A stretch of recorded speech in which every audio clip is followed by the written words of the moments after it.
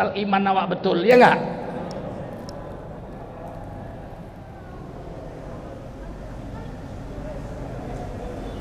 Pernah datang sama saya juga dokter begitu, diambilnya kertas, masuk kantor saya kerja, bukan di MUI, kantor tempat saya cari nafkah. Mau minum apa? Kopi. Saya suruh office boy saya buat kopi. Diambilnya kertas, hidup ini seperti sungai katanya. Apa itu? Nih, sungai Islam, sungai Hindu, sungai Kristen, sungai Protestan, sungai Buddha, sungai Katolik. Ya, terus ini semuanya berbeda-beda nih, sungai Islam, sungai Katolik, sungai Kristen, sungai Hindu, sungai Buddha ini berbeda-beda, nggak sama. Iyalah, nanti sampai ke laut, di bulatnya gitu. Sampai di laut tidak ada lagi sungai Islam, sungai Kristen, sungai Hindu, semuanya laut belaka. Maksudmu, saya bilang, di dunia ini aja nih agama Islam ada, agama Kristen ada, agama Buddha. Nanti kalau sampai akhirat semuanya hamba Allah belaka itu, masuk surga semua. Copot baut otaknya 3 aku rasanya. Dokter jurusan agama. Aku bilang maksudnya gimana ya, semua agama sama aja, jadi nggak usah fanatik. Betul Islam paling betul itu enggak benar lah, tapi Allah bilang innad dina indallahil Islam, agama yang diridhai Allah hanya Islam. Oh udah bisa begitu Pak, ini bukan negara Islam, macam lah dia bilang. Jadi kesimpulannya semua agama sama, cocok tuh, saya bilang cocok. Setuju. Ini kan sebentar lagi bulan puasa nih, saya bilang. Iya, kita masuk Kristen. Maksudnya ya supaya bisa makan siang. Assalamualaikum warahmatullahi wabarakatuh. Kaum muslimin muslimat dimanapun anda berada, alhamdulillah kami sekarang berdiri di depan Masjid Rafiuddin yang sedang kita bangun dan terus menerus mengalami kemajuan yang semakin baik. Kami masih berharap bantuan dari kaum muslimin muslimat dimanapun anda berada. Kami sedang menebus tanah dan akan membangun pesantren tahfidzul Quran untuk putri, dan kami memerlukan dana 1,5 miliar. Salurkan bantuan anda ke Bank Syariah Mandiri atas nama Yayasan Barokah Sumatera Utara, nomor rekening 7626262777. Sekali lagi jazakumullah khairan katsiran. Sekecil apapun yang anda berikan bermanfaat untuk agama kita dan untuk akhirat kita. Saya Tengku Zulkarnain mengucapkan sekali lagi terima kasih. Wassalamualaikum warahmatullahi wabarakatuh. Mau mati dengan cara Islam, setelah mati tetap juga pakai, itulah ad-dinul hayah, itu Islam tuh cara hidup itu. 4 yang wajib untuk mayat, fardu kifayah. Kalau nggak dilakukan yang 4 ini berdosa sekampung. Yang pertama, wajib mayat itu dimandikan dengan air mutlak, air yang suci lagi mensucikan. Ini agama, nggak boleh pakai akal, nggak laku akal. Agama dari mulai lahir sampai mati, sampai setelah mati harus bawa agama. Tak boleh. Saudara-saudara, bapak saya meninggal dunia pagi ini, berhubung saya adalah direktur utama PT Pertamina, orang kaya, maka siang ini bapak saya akan saya mandikan jenazahnya dengan memakai Pertamax Turbo. Giloan.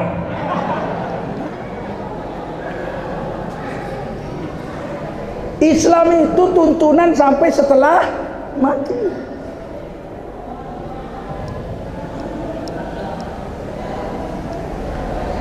Yang kedua, dikapankan, tidak boleh pakai jas. Makanya heran saya, ada orang kiai, profesor, doktor, kiai haji, dari SD sampai doktornya jurusan agama, bicara di televisi.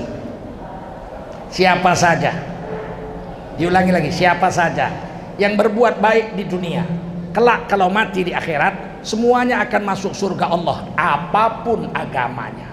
Apapun agamanya. Apapun agamanya. Ini iblis besar ini. Buat apa sekolah agama sampai doktor kalau begitu pahamnya, semua agama sama aja. Buat apa masuk pesantren, tamat-tamat pesantren bilang semua agama sama aja? Buat apa? Lebih bagus dia tukang cendol, asal iman awak betul, ya enggak?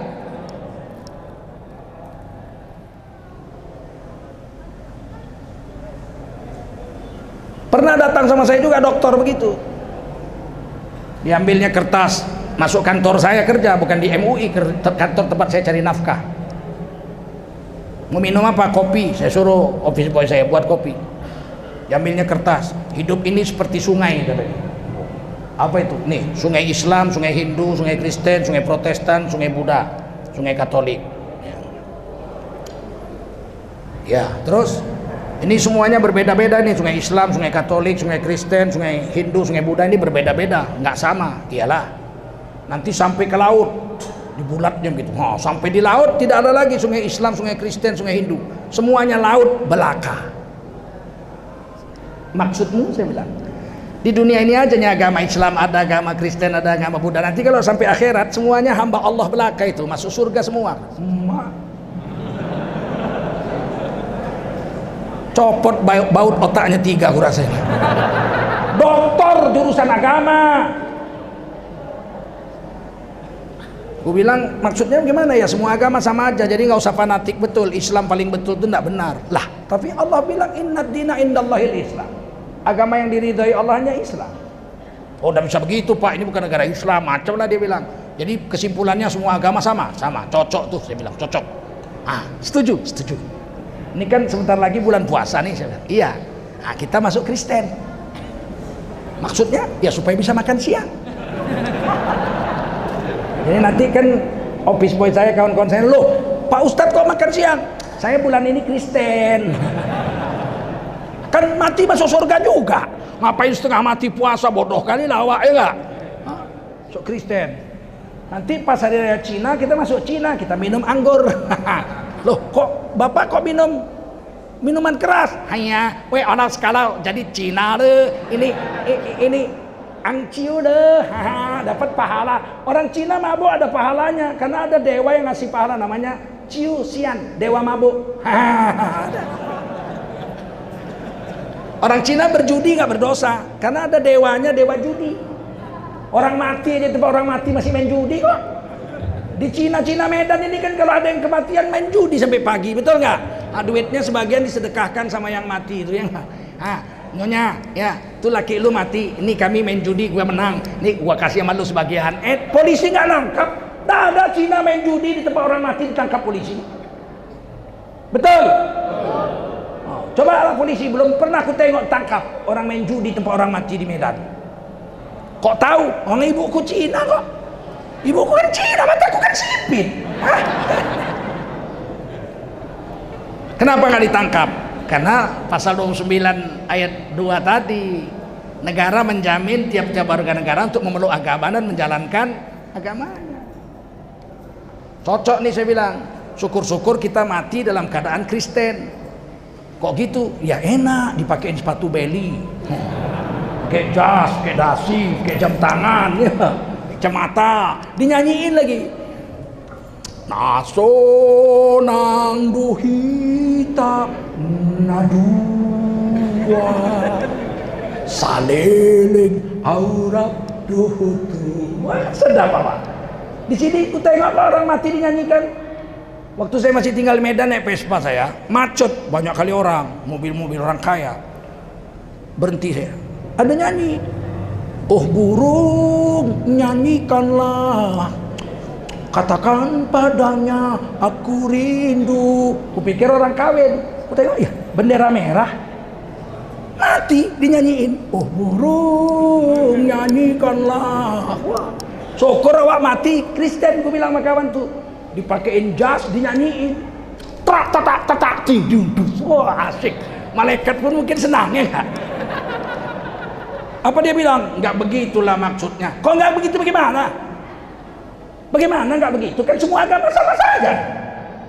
Oh ya tidaklah, sebenarnya ya Islam yang paling bagus. Tapi jangan kau minum kopiku, ku ambil lagi kopi. Pulang. Kopi pun tak ku kasih lagi minum, tahu? Dia datang mau merusak iman saya, kok aku kasih minum kopi pula. Kusir, jangan datang lagi kau kemari sampai hari kiamat. Kurang ajar.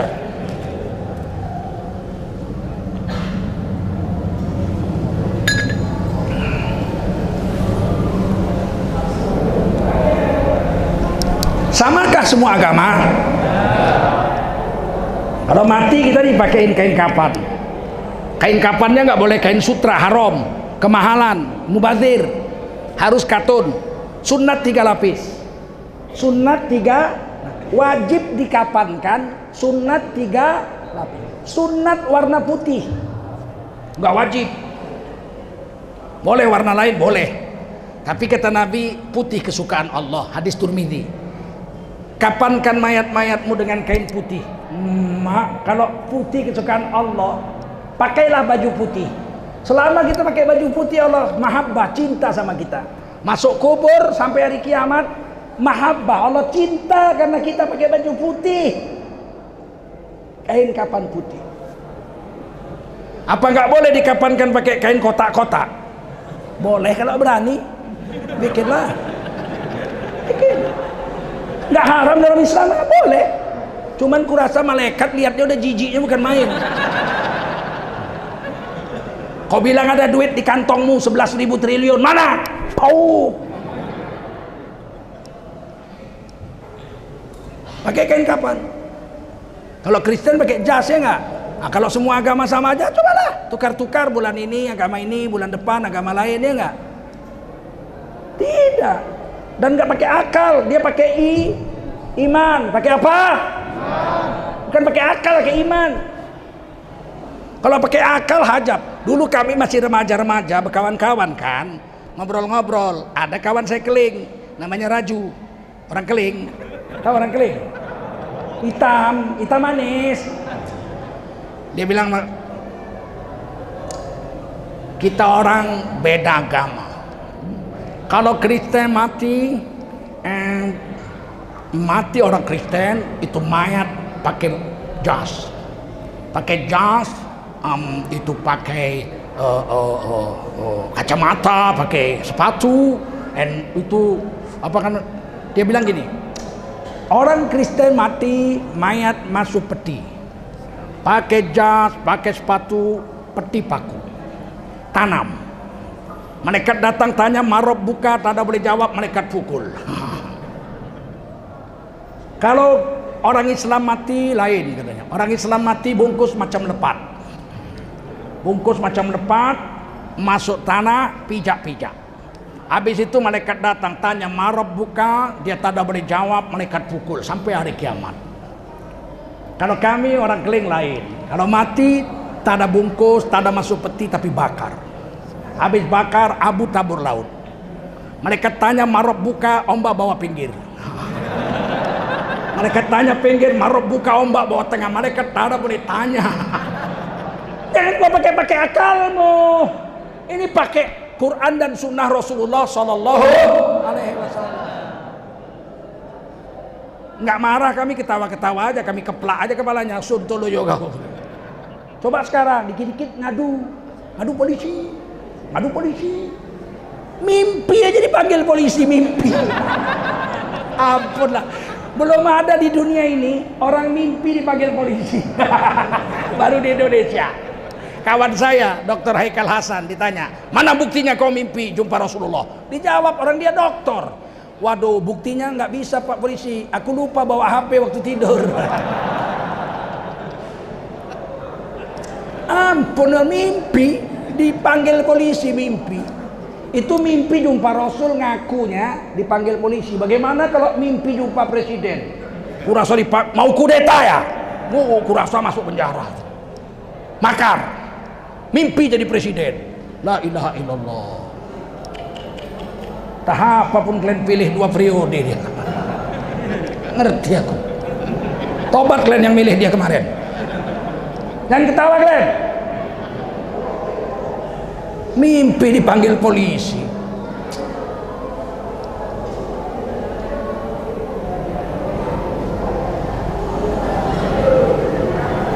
Kapan kan? Sunat warna putih tapi wajib dikapankan. Betul? Yang ketiga, sholatkan 4 takbir. Nggak usah pakai ruku. Kemarin udah terjadi pula jenazah COVID disolatkan pakai ruku. Dulu ada orang gitu sholat, dia baru pindah di kampung. Orang kampung kan lihat dia pakai sarung, pakai peci, dianggap ulama. Ada orang mati suruh jadi imam, bantunya ruku sujud. Udah selesai sholat, makmum nanya, Pak Ustadz, sholat jenazah nggak pakai ruku, pakai sujud, kok hari ini pakai ruku pakai sujud? Dia pun terkejut, orang dia bukan ustadz. Dia bilang begini, ku tengok banyak kali dosanya. Kalau nggak pakai ruku sujud tak tembus doa kita. Suntoloyo. Sholatkannya cara Rasul, paham? Takbir. Yang kelima, yang keempat dikuburkan, kuburan orang Islam. Tidak boleh kuburan campur. Ada orang sekarang bilang jangan bawa-bawa Islam, semua punya. Di Indonesia ini semuanya berhak. Semuanya berhak, jangan sedikit-sedikit Islam, dikit-dikit Islam.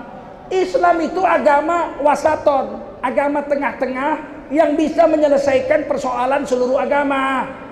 Islamlah yang menyelesaikannya. Contoh, mengubur mayat.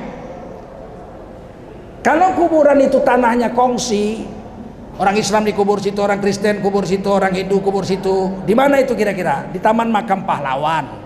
Itu kan satu kompleks kongsi agamanya, betul nggak? Ada orang Islam, ada orang Hindu, ada orang Kristen dikubur dalam satu tanah yang sama. Bagaimana memisahkannya supaya sah?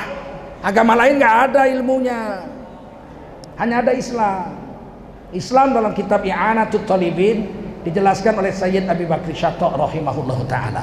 Kalau tanah itu satu bidang yang dikubur kongsi-kongsi agama lain, maka wajib dipisahkan antara mayat kelompok Islam dengan kelompok lain agama. Cara memisahkannya tiga. Pertama, dibikin jalan. Di seberang sana Islam, seberang jalan sini Islam, Kristen atau Hindu, sudah dihitung berpisah dengan jalan. Yang kedua, dibikin tembok. Antara orang Islam dengan bukan Islam di tembok. Temboknya paling rendah 2,5 hasta. 2,5 hasta berarti 150 cm. Satu hasta kan 60, 120, setengah 30, 150 cm, 1,5 meter. Kalau udah dibikin tembok udah bisa sana Islam sini tidak Islam. Atau dibikin paret, orang Islam sana dibikin paret, sebelah sini orang-orang lain agama dari Islam. Kenapa harus pakai aturan Islam?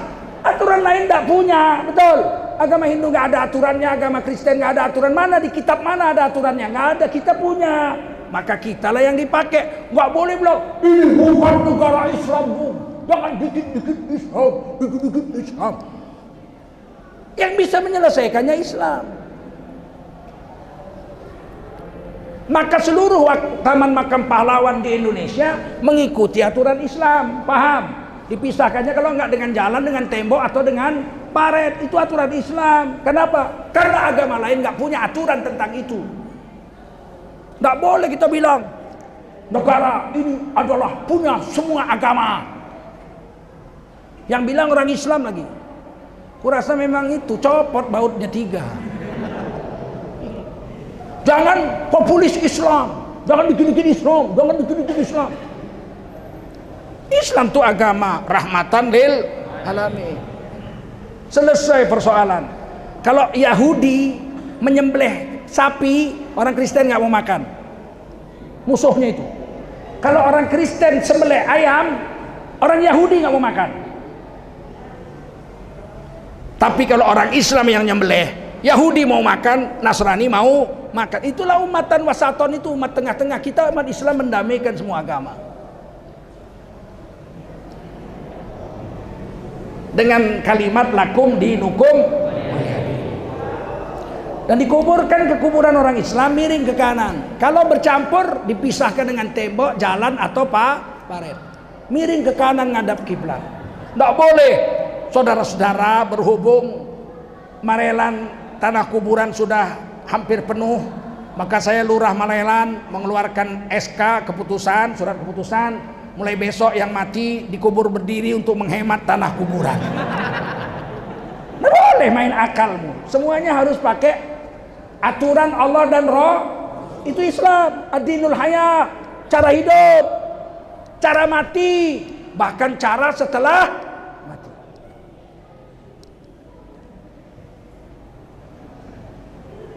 Nah, sekarang dikatakan kita jangan bawa-bawa agama sebagai politik. Politik jangan dipakai aspirasi dari agama. Agama jangan dipakai sebagai aspirasi politik. Ini harus dilawan, tidak boleh dibiarkan. Agama hanya inspirasi, nggak boleh jadi aspirasi. Padahal negara ini merdeka dengan perjuangan pejuang-pejuang Islam yang memakai agama sebagai aspirasi. Aceh itu ada syair perang Sabil, betul? Jawa Timur keluar risalah jihad, wajib hukumnya jihad melawan penjajah Belanda. 17 Agustus kita merdeka, 10 November sekutu datang sama Inggris sama Belanda, mendarat di Surabaya mau menjajah kembali. Keluar risalah jihad, siapa membela Indonesia mati syahid, dapat surga. Apa bukan aspirasi agama tuh? Kok dilarang? Coba kalau waktu itu kami nggak mau, orang Islam nggak mau, coba kita nggak mau. Datang Bung Karno jumpa Kiai Haji Hasyim Asy'ari, pendiri NU. Bagaimana nih Kiai, Belanda mau masuk nih 10 Oktober menjajah kembali Indonesia. Kata Kiai Hasyim Asy'ari, sholat aja, zikir aja, puasa saja, yang penting ibadah. Lah bagaimana penjajah? Ya itu ya terserah takdir. Kalau diambil ya ambil, manut. Kalau ndak diambil ya wes rasain sendiri, kue kan presiden, berjuang sendiri kue perang. Hancur Indonesia kalau tidak pakai aspirasi agama. Betul? Betul atau tidak? Bung Tomo membakar area-area Surabaya itu pakai Allahu Akbar kok. Betul? Enggak pakai Indonesia Raya? Mari kita perang lawan sekutu. Indonesia nggak ada. Allahu Akbar. Apa bukan aspirasi agama itu? Nggak ngerti saya. Baru dilantik seminggu udah bikin kacau, udah bikin rusuh ini negeri. Kita disuruh diam, harus adem, tapi ucapannya nggak mengademkan.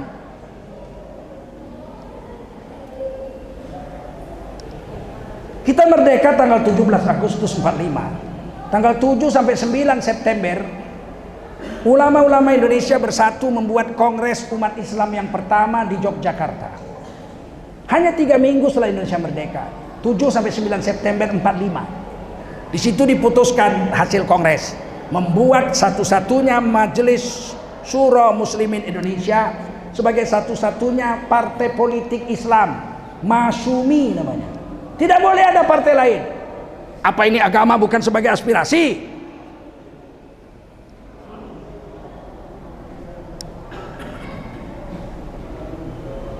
Dan kita menang. Kalau waktu itu NU tidak keluar dari Masyumi, entah apa lobby Bung Karno itu menjelang pemilu pertama 10 tahun nggak ada pemilu. Bung Karno nggak bikin pemilu, nggak ada duit. Katanya negara bangkrut.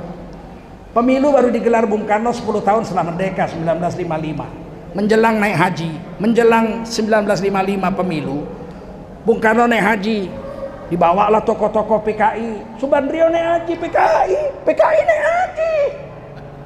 Cuman waktu ditangkap tahun 1966, ditanya hakim, kau PKI? Saudara PKI? Saya Islam. Sudah haji loh Tuan Hakim. Udah haji kamu? Sudah. Sholat subuh berapa rakaat? 6. PKI Islam KTP-nya, DN Aidit itu KTP-nya Islam. Namanya Ahmad Aidit, digantinya Dipo Nusantara Aidit. PKI Islam. Muso Islam. Untung Islam. Tapi ya Islam begitu. Islam yang nggak suka dengan agama, benci dengan agama, agama racun kehidupan. Jangan mabuk agama, coba. Agama bikin mabuk, yang bikin mabuk tuh tua, tahu? Agama mabuk. Mana ada orang mabuk agama? Ada orang mabuk agama? Mabuk dunia ada, betul. Perasaan jadi pejabat mau seumur hidup. Mabuk dunia. Tidak ada mabuk agama.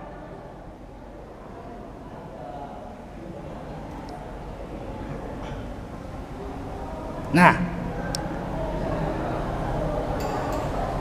pulang dari haji, NU keluar dari Masyumi. Padahal yang mendirikan Masyumi itu pendiri NU, Kiai Haji Hasyim Asy'ari. Keluar bikin partai sendiri, partai NU. Hasilnya juara 1 PNI 58 kursi konstituante, Juara 2 Masyumi 58 kursi konstituante sama. Juara 3 Partai NU Nahdlatul Ulama 30 kursi. Dan yang keempat Partai PKI 28 kursi, beda 2 kursi aja sama NU. Seandainya dulu NU tidak keluar dari Masyumi, kita pemenang pertama dapat 88 kursi kita. Tapi keluar. Akhirnya 4 tahun konstituante nggak berhasil membuat undang-undang dasar pengganti undang-undang dasar 45. 5 Juli 1959 Bung Karno membubarkan MPR, yaitu konstituante dibubarkan Bung Karno. Bung Karno jadi presiden tanpa wakil presiden dan tanpa MPR. MPR dibubarkan Bung Karno. Wakil presiden Muhammad Hatta mengundurkan diri. Karena tahun 1955 pemilu terjadi, Bung Karno mengangkat PKI 2 orang jadi menteri. DN Aidit dengan Nyoto jadi menteri. Bung Hatta keluar, nggak mungkin orang Islam bergabung dengan orang yang tidak bertuhan. Akhirnya Bung Karno jadi presiden sendiri tanpa wakil dan tanpa MPR, bahkan mengangkat dirinya sebagai presiden seumur hidup. Biar kalian tahu nih anak-anak muda ini. Maka ketika ada wacana Presiden Jokowi mau diangkat 3 periode, tanggung ya enggak, seumur hidup aja kayak Bung Karno. Ya, tanggung. Udah terjadi kok zaman Bung Karno presiden seumur hidup. Tapi jatuh juga setelah 20 tahun, jatuh juga. Capek orang, capek.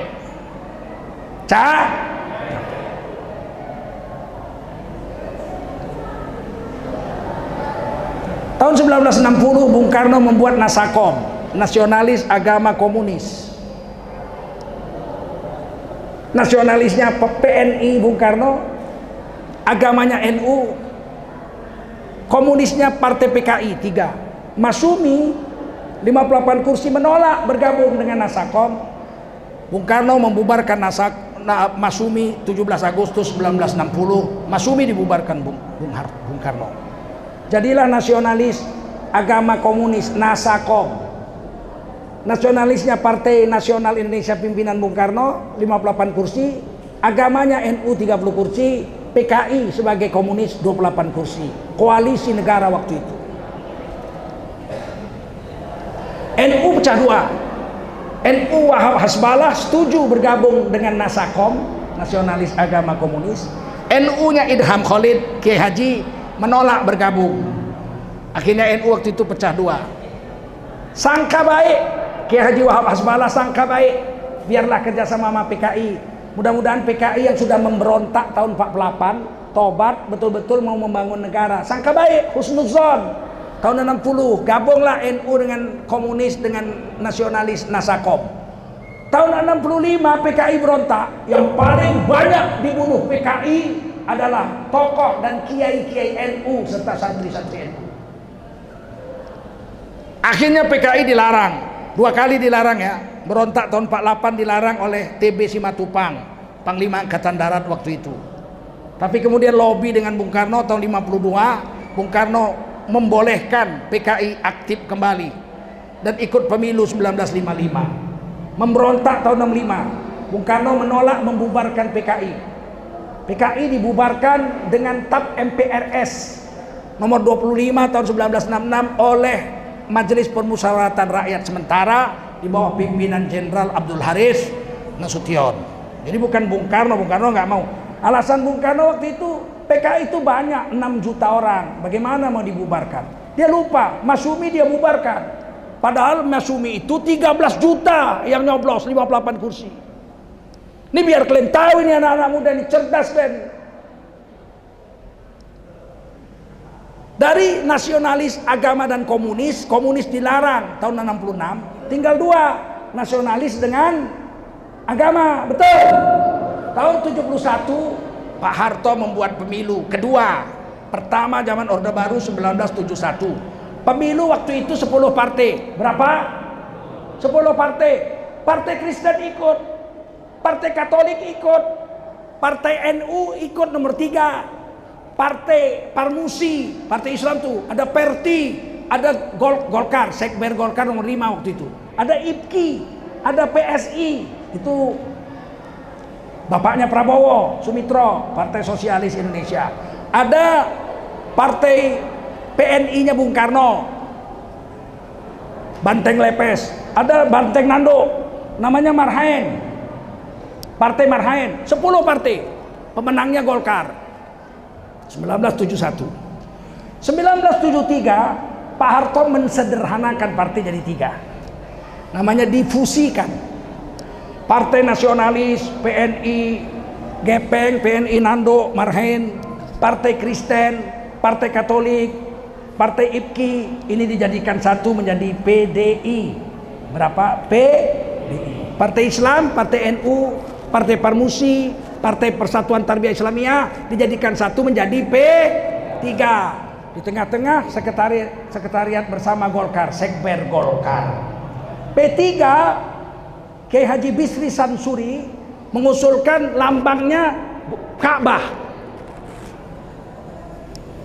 Golkar pohon beringin yang ada di dadanya burung Garuda. PDI Banteng Lepes yang ada di dada burung Garuda. P3 disuruh pilih rantai, kapas atau bintang. Nggak mau. Kata Kiai Haji Bisri Samsuri, kami hanya mau lambangnya Ka'bah karena kami partai Islam 3 dijadiin satu.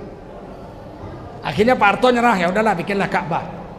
Pemilu 1977, pemilu kedua zaman Pak Harto, ketiga setelah Indonesia merdeka, itu P3 gambarnya Ka'bah, betul nggak? Ingat nggak? Apa itu bukan aspirasi politik dari agama?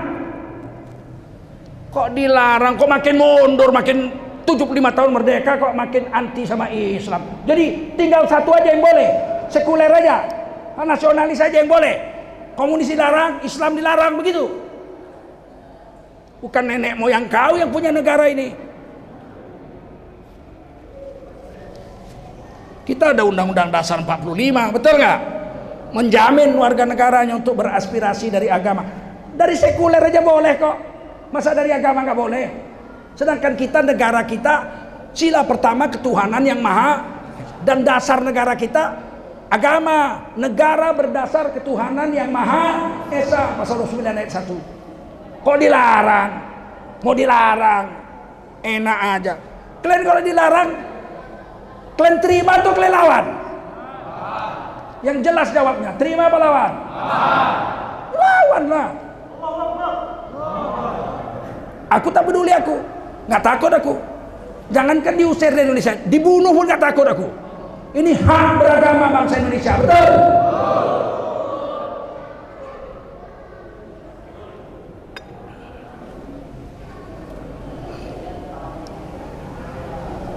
Zaman reformasi berdiri partai banyak, 50 ada partai. Yang pakai agama berapa banyak? Partai Masyumi hidup lagi kan? Partai NU namanya PKB kan pakai agama, betul nggak? Muhammadiyah menelurkan PAN kan agama. Partai Keadilan, PKS sekarang, dulu Partai Keadilan PK dulu.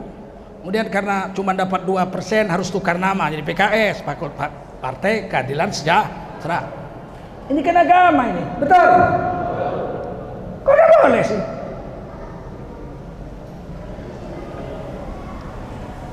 Dan kalau diurut sekarang, partai yang paling banyak korupsi ternyata partai nasionalis, bukan partai agama, betul?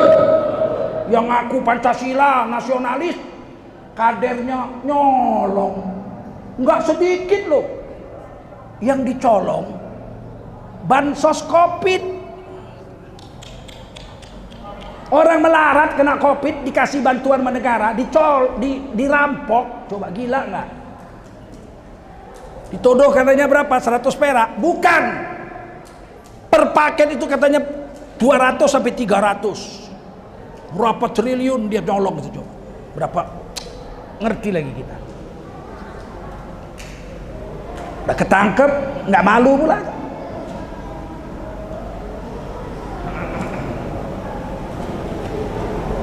Partai Islam ada juga nyolong, tapi kecil dibanding partai nasionalis. Lah, partai yang banyak nyolong aja boleh kok. Masa yang nyolong kecil mau dilarang? Betul nggak? Ini kita nggak bisa terima ini. Ini pengkerdilan hidup beragama di negara Republik Indonesia. Ingat ya, saya bukan politikus. Saya tidak ikut partai mana-mana. Tapi saya membela agama saya. Betul. Ini yang saya bicarakan, ini agama apa politik? Agama. Bukan politik yang saya bicarakan ini. Sampai sini paham? Paham?